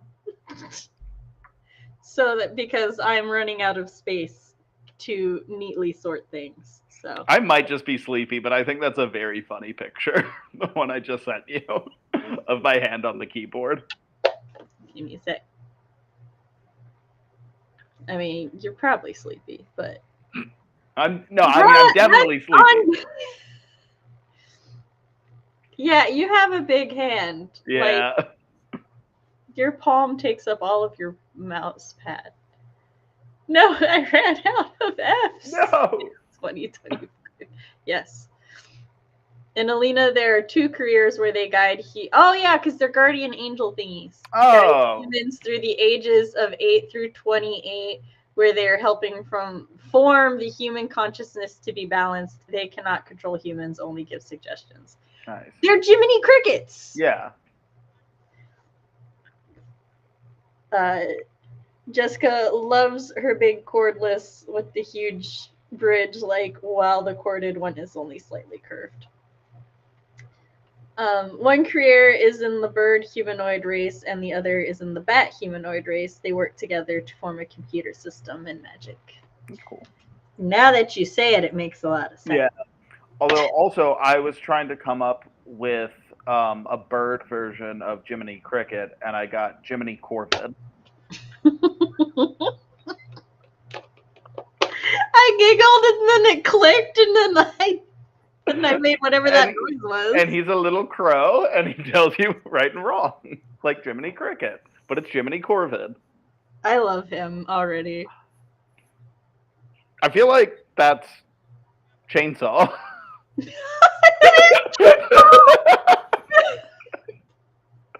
That's Chainsaw's little brother. Yeah.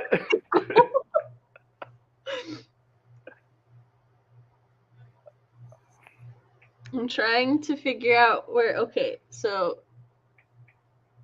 so it goes like this. And then should be right here. Woo! Typing.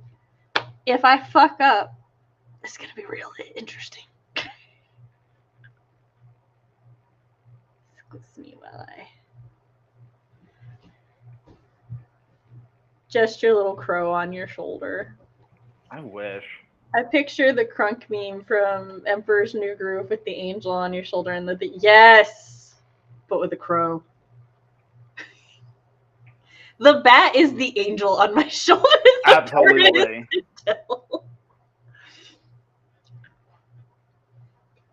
The crow's like mimicking human speech, and the bat's just shrieking. The bat. I would like my bat to sing to me in Rammstein. Yeah. Let the bodies hit the floor.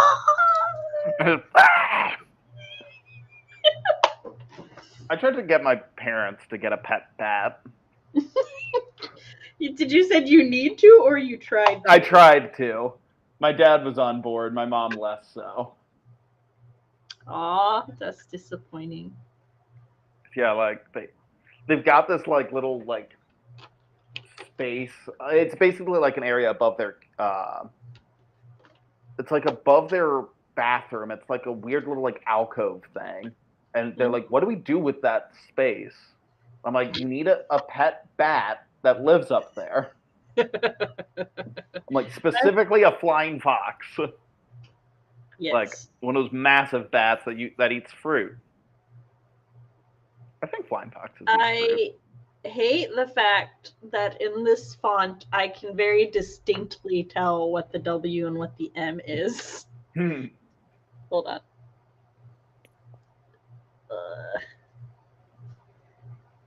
I cannot see. I know, it's not focusing. Relatable. Can we Oh, yeah. There we go. Yeah. Yeah, like you could tell You which can one tell. it was. I had to do the like Instagram thing of which was difficult to do. Well, there's one of my F's. I have 2 more F's to find. And to give. No, I'm keeping them.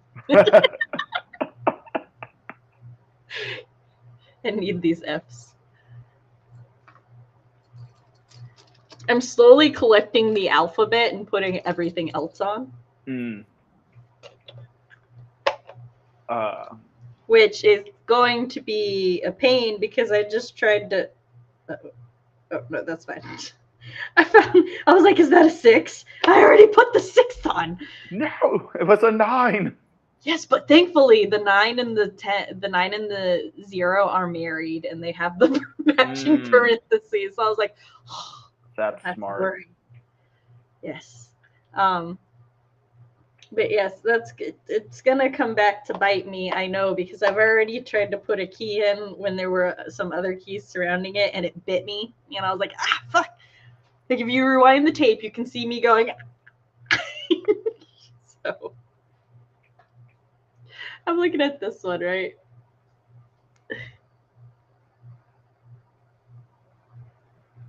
Blue. It's just 2 dashes. Oh, yeah.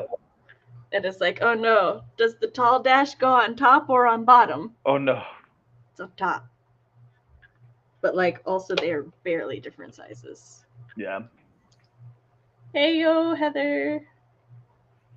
Even if you couldn't tell between M and W, I don't think it does. It does. It matters to me. Gotta. I think I was about to look at which colors matched the picture. They could put in a bat motel or whatever they're called, the little bat houses they can't tear down and whatever else, they're federally protected. I love bats. Hey, you. I like bats too. They're great. They eat all the bugs in the area. They're eating bugs. They're flying like lunatics. They're screaming into the void. So I look at this button and it's like, is it an I? Is it a minus? Is it a 1? is it the line on the keyboard? I think it's an I though, because the ones have hats. Yeah, the one has a little cap. But Well, it's less of a hat and more of an emo swoop. Oh yeah, that's true. You're welcome. That now Yeah. everyone will not be able to see their one without thinking emo. Mhm. Oh, I've almost found my last F. F5. Where are you? Oh, that's a good one. What does it do? I don't know. Oh, it stops the music. It has a stop Oh, sign on it. yeah. Speaking of music, I was at a restaurant on Saturday that had a DJ, Uh-huh. and like they had the booth and the turntables and everything, but they weren't like remixing the songs. They were just playing them. And I'm just kind of like, I've never ran a restaurant, but that can't be in the budget. Like, it only matters if they get caught. Like, why are you paying for that when you can just do what every other restaurant? Like, I want to talk to the owner and be like, hey, do you see how every other restaurant in the world doesn't have a DJ? Doesn't have a DJ. Do you think maybe they're right and you're wrong? Because my tacos were $20, and I can't help but feeling like if there weren't a DJ there, they would be a little cheaper. Justice for Matt's tacos. Like, and they were good, but they weren't $19. Yeah, $20 tacos. And I think if not for the DJ, they wouldn't have been $20 tacos. Yeah, it's one of those things where I don't mind spending $20 for tacos, but they better be $20 tacos. They better be $20 tacos, absolutely. And I got like a little thimble of beans, and I'm like, beans are free, so give me more. Beans are free. Like, beans and rice don't cost you anything. Give me a mountain of both. So even though the tacos are small, I can still leave full because I ate a mountain of bean and rice. That's fair. Maybe matching letters now. But yeah, no, the whole restaurant so it's a place that I used to go, like I would go, maybe every couple years or so. It's not a place I attend regularly, but it's a nice enough restaurant. I have places like that. It's not like part of the regular rotation. I mean, I don't go out to eat that much anyway, but like it's not part of the regular rotation. But if you're feeling, it's kind of like a kind of like a comfort thing. No, like I'm trying to think of how to like describe the restaurant. Like you think of like your standard like Mexican restaurant. It's like if you took that up like one additional step, or else, or rather, it used to be. And then so we went on Saturday, and they're like, "Oh, have you been here before?" And we're like, "Yeah, like a year or two ago." And they're like, "Well, new ownership, and it's a completely different restaurant now." And I'm like, "Well, I wish it wasn't, because the old restaurant was good, and this one's not." Because you guys are weirdly trying to be a club and also a restaurant at the same time, and you're failing at both. That's like, so we like to take the kids to buffets every now and then, especially the Asian buffets around here, because you get like all you can eat sushi, and one of my children gets like 2 plates of nothing but sushi and then eats a bunch of other stuff. So like really good. Well, the kids were in the mood for seafood, but seafood was out of the budget. But there is an all you can eat like seafood bar around here, right? Or it used to be. We get there and the sign says like, under new ownership, no more crab legs. And we were like, excuse you? What do you mean no more crab legs? No more customers is what that sign actually says. I'm out of here. Right? It's like that. Look, That was the only thing that made you competitive in this town against the other Asian buffets. Okay, was that you had unlimited crab legs. Everyone else does what you do, but better. So I got takeout from a Thai restaurant tonight, and the name of the restaurant is Thai Sushi Kitchen. And I went there, and there was a big sign in the door that said, "We no longer sell sushi." And I'm like, I think you should change the name then. I think maybe before the sign, you change that sign, and then you're like, hey, we're not Sushi Kitchen anymore, because again, we don't sell sushi anymore. And it also made me a little nervous because I had never been to this place before. Mhm. And coming up to a place, and the first impression is a sign that says, "We're not doing sushi no more." Kind of makes me think, like, am I going to be okay? Like, what are your reasons? Yeah, like, Yay! Yeah, it's like, do you not sell sushi because you killed someone with your sushi and you can't sell it anymore? Or did you just not want to do it anymore and just haven't gotten around to changing the name of the restaurant? Maybe they're in between sushi chefs. It could also be it. Also, my child left her glow-in-the-dark rocks here because, like, she was trying to get one to glow, and I was like, look, what you do is you put them up by the lamp, and I let her use my lamp. Mm-hmm. And then she became obsessed with making them all glow. Yeah. She, like, charged one up so much, it was glowing without, like, she didn't even have to, she's just holding it, it was glowing. I was like, that motherfucker bright. Bright. So now she's just accidentally left it here. And I'm like, now I want to play with them. I love glow-in-the-dark things. Oh. She has, like, a glow-in-the-dark blanket, and she's like, well, why doesn't my glow-in-the-dark blanket work? I'm like, because you leave it crumpled under other blankets. It needs to absorb the light to do it. I got a glow-in-the-dark football once, and it just did not work. Oh, they lied to me.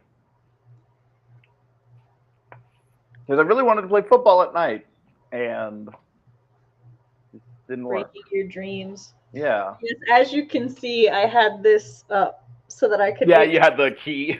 I had the key. I was like, I need to match my colors. You had the key.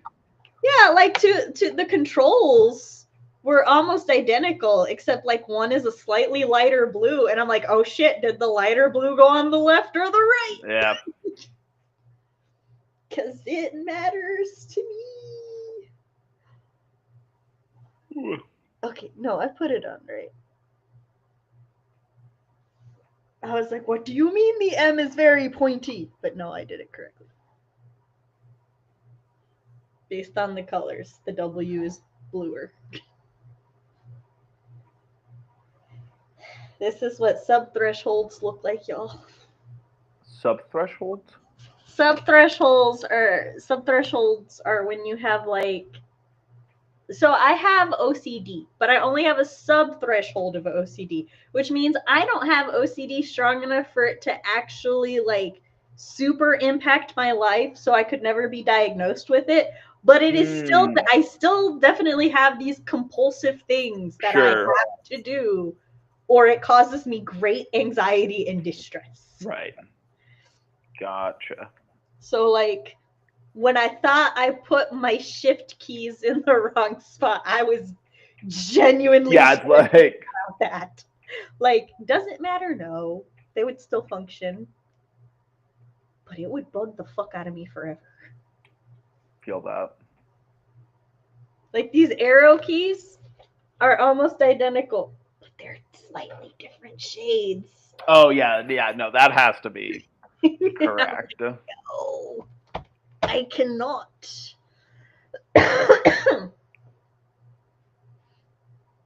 Thankfully, a lot of the buttons and stuff are pretty easy. You know, the Fs go in order. Yeah. Of increasing F-ness. All right, we're going to go ahead and do the last sprint, which I am a minute and a half away from reaching the goal for the page count today. I wonder if I'll get it in this sprint. You listen slowly. So slowly, the slowest of slowies. Put it on 20th speed. No, I will zone out and have to listen to it 3 times at minimum. All right. Yeah.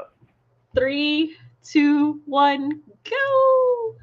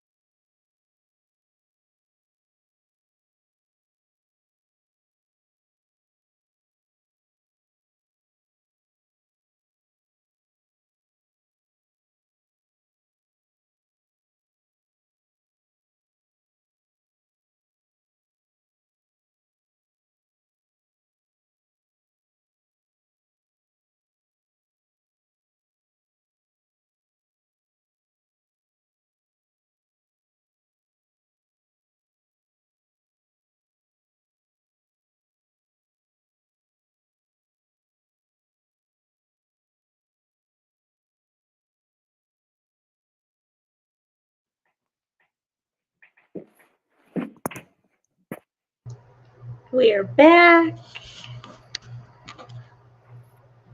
We have returned. She met her sister-in-law. Excuse me. She met her sister-in-law. Like, well, Mhm. first of all, she snuck out, right? And because she wanted to like see the world that she's being forced into, and on like her way back, she sort of got caught by her sister-in-law, but like sister-in-law doesn't know that she snuck out. She's just a bitch. She was like, she's trying to scare her out of marrying her half brother. Yeah. And she's like, you know, you're marrying a bastard. He's an asshole, and blah, blah, blah, blah. And she's like, I want to make judgments for myself.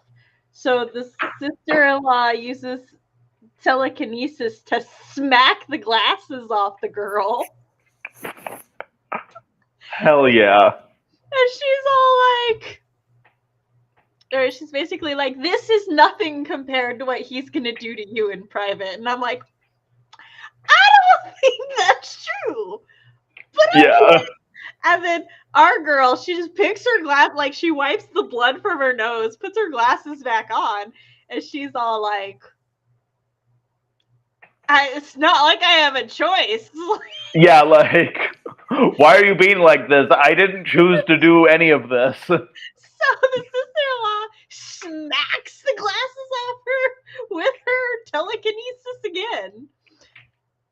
And she's just like, if you marry him, I'm gonna make your life a living hell. And I'm like, Again, I do not have a say in this. what do you want from me? Like, come on now. Then she like gets back, and her aunt's like, where the fuck was you? Your scarf woke us up and let us know you were. I forgot to let you know she has a magic scarf I just figured. that like she created. They call it her first golem. Mhm. So like she made it, and she had left it behind the night before because it was sleeping and she didn't want to wake it up. But and she was like, oh no, shit, just like it woke up without her. And so it freaked out, knocked over all her vases. So both the aunts were aware that she was missing. And they're like, the moment we found out you was missing, we called the financial office. The financial Outstanding. We had to let your fiance know, right? And like his aunt sees her and she's just like, who? Like who smacked the taste out your mouth? And she's like, his sister. And the aunt goes, I see. Yeah, Pretty that much. tracks. Then her aunt goes, the fuck happened to you? Like, were you assaulted? And the other aunt goes, not by a man. She just met her in-laws. And she's just like, yeah, I wanted a taste of what the world I was getting into, and I got what I wanted. Got it. Like, and now she's like, she's walking into her fiance's thing, and she's like, oh, he pissed. He pissed. And like the last thing the book said before I had to pause is when he goes, which of my warnings didn't you listen to? I fucking told you not to leave that. I'm trying to keep your dumb ass alive. And she's like, it's fine. I love a story where no one is listening to anyone. Well, like the guy who may or may not have kidnapped her, right? Yeah. He's sort of like, he's a ladies' man who like knows all the women apparently, and he sees her and it's just like, oh, a woman I don't know. Who are you? Yeah. And I'm like, he's good for information though. That's he pays attention. And she spoke, and of course, like one of the things I like about this is there's like the southern accent and the northern accent, and they actually have a hard time understanding each other sometimes. Oh, that's fun. And so he's all like, you got a southern accent. I know that, like, you're his fiance, aren't you? Man, he gonna be so pissed that you're with me. And he's like so giddy at the idea of that. And she's like, no, my cousin is getting married to him and I wanted to come check it out first. And he's all like, damn, I really wanted to piss him off. And he's like, She's like, how would you have pissed him off? He's like, well, I would have deflowered his fiance. And she's like, you would have forced yeah, yourself I mean, that would on do my it. cousin? And he's like, no, I would have seduced her. Kind of, how dare you? She's like, what if she would have said no? He's like, I mean, I guess then I wouldn't deflower. I don't know. It's not a situation I've ever found. Yeah, he's just like, huh. I'm like, I love the genuine uncertainty and confusion this man like, had. That can happen? Like, how? And she's like, because when they were walking, she sort of got that he's got like an empathy-ish power. Because, like, he was sending her signals and stuff to like cover your hood at certain parts. And so she's all like, what, would you just like use your magic power to like make her sleep? He's like, no. That's not how it works. I open my emotions to you. I can't do shit to your emotions. I can just be the most honest in the world. That's all. And apparently women really like that. And I'm like, I can see why he's never been it's like, that before. You know. Like, huh. I get him now. But yeah, so he was basically just like, all right, trying to help her get back to her part of town. And she's just like, if you could just leave me the fuck alone, internally, so I can find a mirror. I can find my own way home. But you keep taking me farther away from the mirrors. So yeah, then she like gets back, and that's when she like runs into her new in-laws. Yeah. Like, so much for sneaking back in. But yeah, I'm just like, damn. Whereas his aunt is all like, his motherfucking dad is shitty. I fucking hate my piece of shit brother. Her niece / his sister is also like my piece of shit brother. So I'm like, there's no love for brothers in this family. No. All the sisters hate their brothers. But Matt is vibrating. Matt, were you vibrating? Maybe. You look so concerned. It could have happened. 227 words that time. Also got ready for bed. Noise. Warnings. What warnings? I mean, he gives a lot of warnings too. He's all like, if you don't do this, you will die. If you don't do this, you will die. Do you want to live?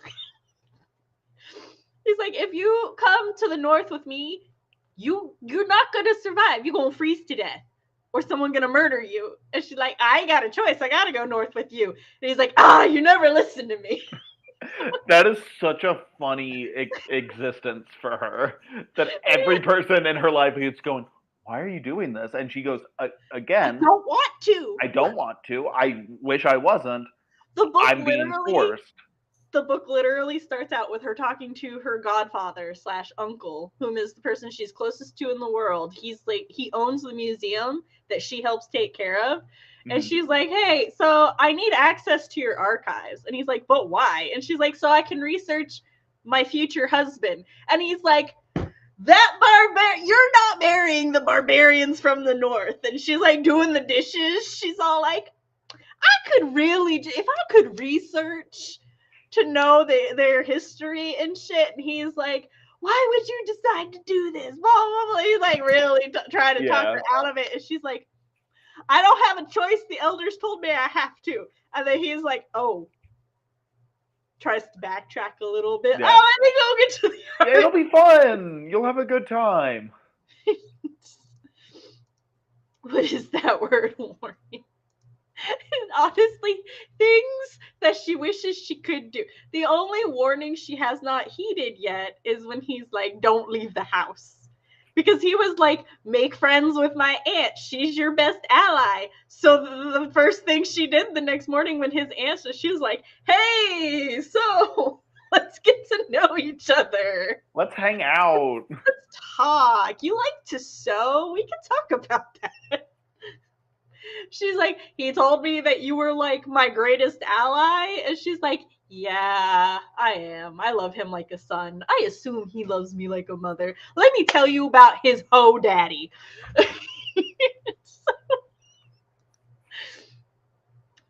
Honesty is generally the best policy. Yeah. he's an ambassador of some sort. I don't know of what. They just call him the ambassador. I got 419 words for that sprint, and I've hit 2,315 words for the day so far. I get a Hell 2K yeah. treat. Nice. No, it's not a webcomic. It's a novel. It's called, it's called A Winter's Promise, and it is by, not Sherilyn. Where did it go? There it is. It is by Christelle Debeau. I assume that's Debeau or Debois. It's in the Mere something quartet. The Mere Visitor quartet. I will be reading the entire series. I am not even halfway through. I'm 40% through this book, and I don't know that I have loved an MC as much as I love this poor girl in a long while. Because she's just trying. She's just living her life. She's like, I got familiar with all the mirrors. I just need a mirror and I can shoot back to the manor. I got a plan. It's safe. No one will find out. Why are so many people talking to me? I can't get back to the mirror. I can't get home. Fuck, I'm caught. Oh, that rocks. I love the ambassador already, too. I'm like, I need him to just keep existing. because he was just like, I'll deflower his fiance to piss him off. You're gonna force yourself on my cousin? No, I would never. What if she says no? Then I guess I don't. Because I don't piss him off? I don't know. I've never come across this situation before. He goes, what if he says no? And he goes, yeah, that would be funny, right? And you're like, no, that can't happen. That would never happen. Like she first saw him, he's like leaving a party, and there's this woman who's all like, why don't you stay? Why don't you dance with me? And he's like, no, I see a new woman I've never seen before. I will see you later. He goes, boring. I'm out of here. Like, I know you. Hi. Fresh blood.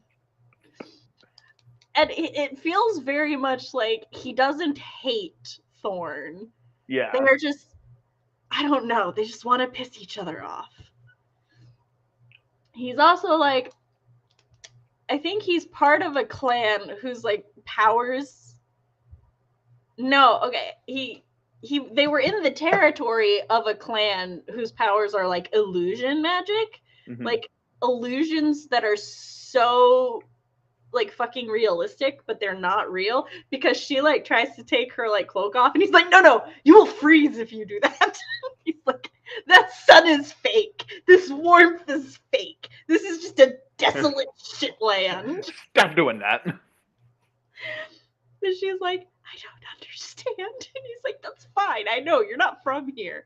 But look, their power is to make everything look pretty, but it's all shit. My clan, we're about the truth. We're about the real. Definitely gotta find it so I can buy it somewhere. I will type it out for everybody, but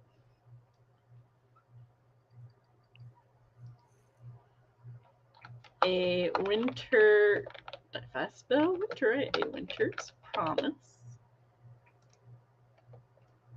It's in RP's search history. That's fair. I search up too many things every day, especially when my children ask me questions to homework that I've long forgotten. So yes, A Winter's Promise by Christelle Debeau. Who actually recommended this one to me? Where's the chart? A Winters.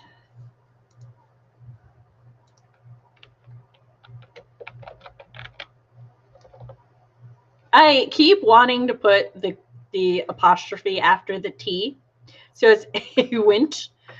They win.